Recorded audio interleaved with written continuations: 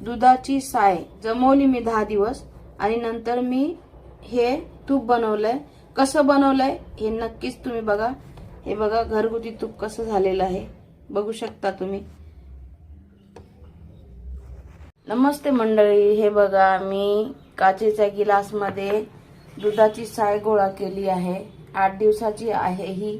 याचं मी तूप कसं बनवायचं ते व्हिडिओमध्ये नक्की टाकणार आहे। नक्की व्हिडिओ पूर्ण बघा आणि आई वडिलांची काळजी घ्या। नक्कीच लाईक शेअर सबस्क्राईब नक्की करा। बघू शकता हे बघा कसं तूप निघतं इथे। लाईक शेअर सबस्क्राईब करा। नक्कीच आई वडिलांची काळजी घ्या मंडळी। याला ना माध्यम गॅस करायचा आणि असं सारखं फिरवत राहायचं। हे साय लाल होऊस तर फिरवत राहायचं। बघा मंडळी जसं जसं हे गरम होईल ना तसं तसं तूप निघणार आपलं। आणि हे साय लाल ब्राऊन झाली ना तर आपलं तूप रेडी।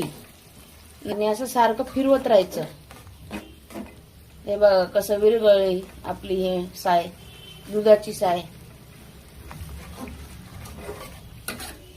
जसं जसं गरम होईल ना तसं तसं हे तूप बनणार। गॅस फास्ट नाही करायचा। असं सारखं फिरवलं ना तर गॅसवर असं ठेवून असंच म्हणजे नाही राहू द्यायचं, असं फिरवत राहायचं। असं फिरवते ना मी, जसं जसं फिरवते ना तसं तसं बघू शकता तुम्ही हे तूप कसं निघतं। हे बघा, हे बघा।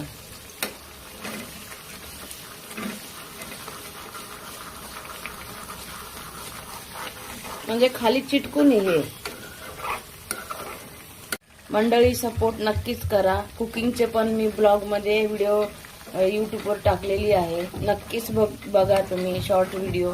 सपोर्ट करा मंडळी, मला खरंच खूप गरज आहे तुमची। सपोर्ट करा। वाईट व्हिडिओ बघता लोकांचे, म्हणजे वाईट व्हिडिओना सपोर्ट करता, चांगल्या व्हिडिओना पण सपोर्ट करा। असं नका करू ना मंडळी। बघू शकता कसं तूप निघालंय। हे लाल झालं ना मग आपलं तूप रेडी। हे कसं कडेने झालं ना, मी फिरवलेलं नाही। हे बघा असं हे लाल कसं झालं, हे कसं व्हायला पाहिजे हे बघा मंडळी।